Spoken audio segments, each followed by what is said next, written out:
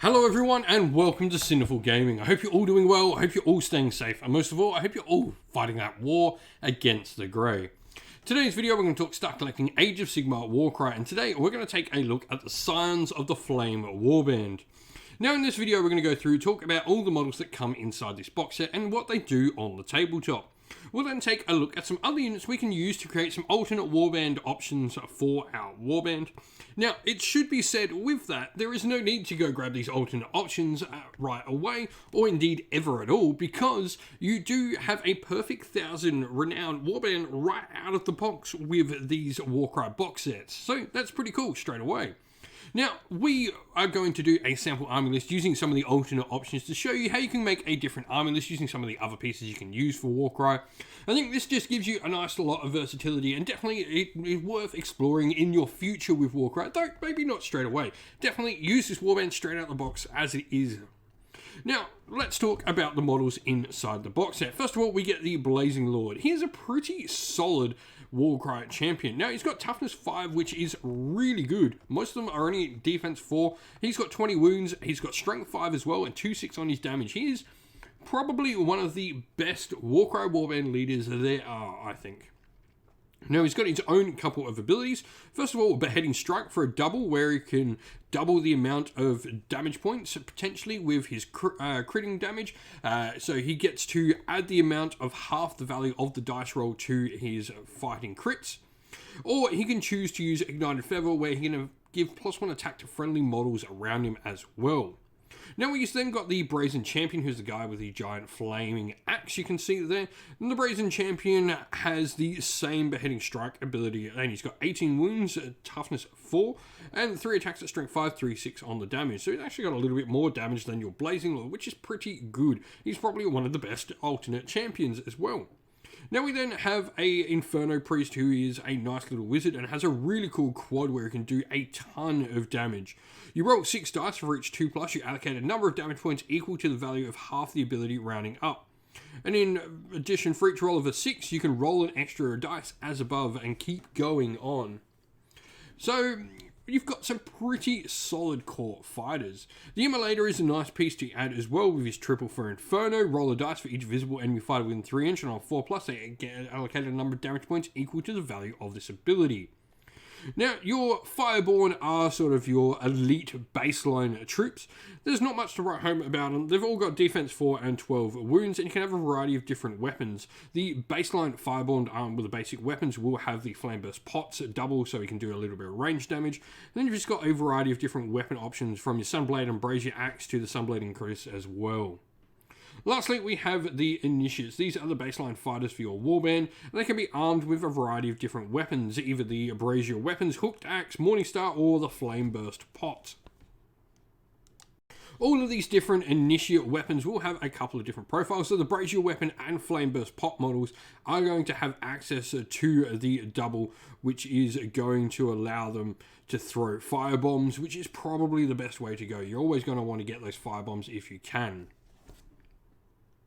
And so, where to go next for the warband? For me, the next place to go is definitely grabbing another Scions of the Flame box. I think getting some extra Initiates really opens up a lot more options to pay for more expensive units across your force, and also some extra Fireborn to get all the alternate builds and stuff in there, and a double of something like the Brazen Champion, or indeed a double Blazing Lord, because they are just such good fighters for your warband.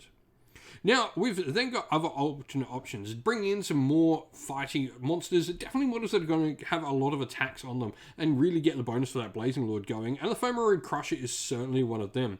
He's got a ton of power to pack in, and he can also do a nice little bit of range damage at a bit higher damage average than your Flame Burst pots, your Throw Firebomb ability for your fighters. But then we have the Chimera. I think this just suits, the idea of, fire. The Chimera can breathe fire with his Draconic Head's Fiery Breath attack. We can allocate a number of damage points equal to the value of his ability to all visible enemy fighters within 4 inch. He's got 6 attacks at strength 6, so if he's near the Blazing Lord, potentially we'll have 7, which is pretty cool.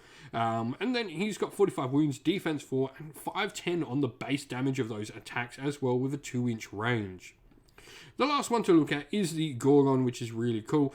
This is another high attack model, so 5 attacks at strength 6, got, you know, that nice high strength in there. 410 on the damage, 50 wounds, defense 4.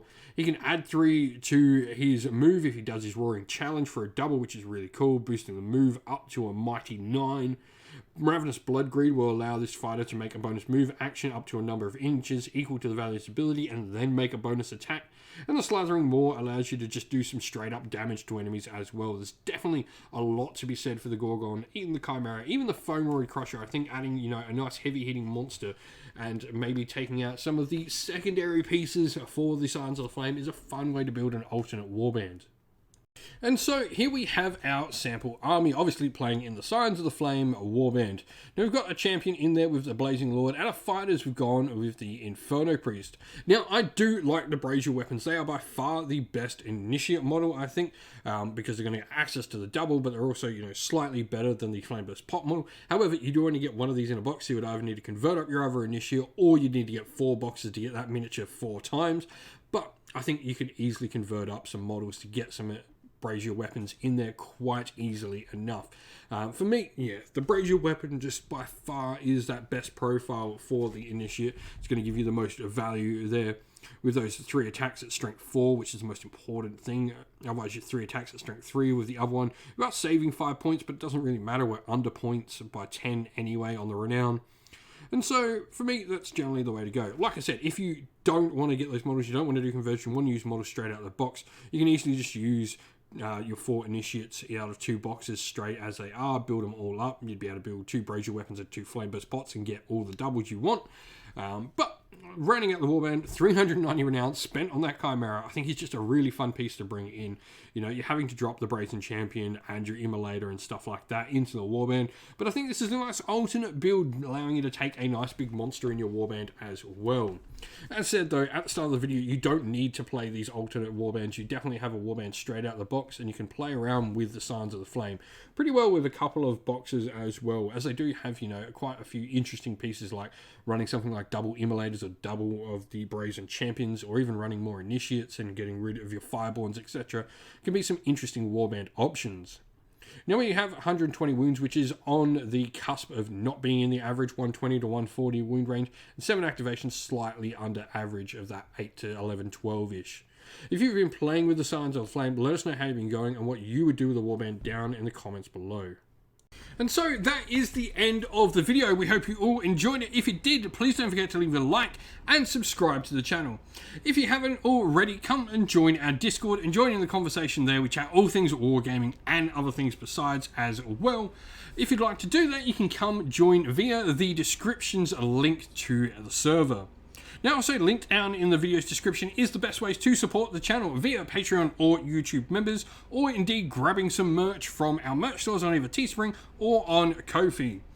As a special thank you to everyone who does support the channel on Patreon and YouTube members, we'd like to give you all a shout out. So thank you to our Patreons, Christian Weir, Soren, Kenny Lyle, Alder and Shot First, Andrew Bowen, Nathan Fee, The Rising 8, Q Dynamic, Anthony B, JJ Austrian, Average Wargamer, Domir, Mark Harvey, James Cater, Bloobs, Benjamin Swallows, Red Martin, Aaron DeHaven, Kevin Bowman, and Iron Grinch.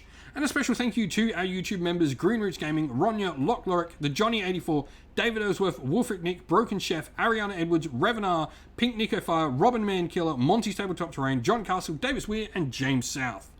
Lastly, a special thank you to Lady Witchfox Art, who does all the amazing artwork for the channel as well. Couldn't do this without you. Thank you all to everyone for watching once again. Don't forget to like and subscribe and drop a comment down below. Stay safe, stay well, and most of all, keep fighting that war against the Grey. Ciao for now.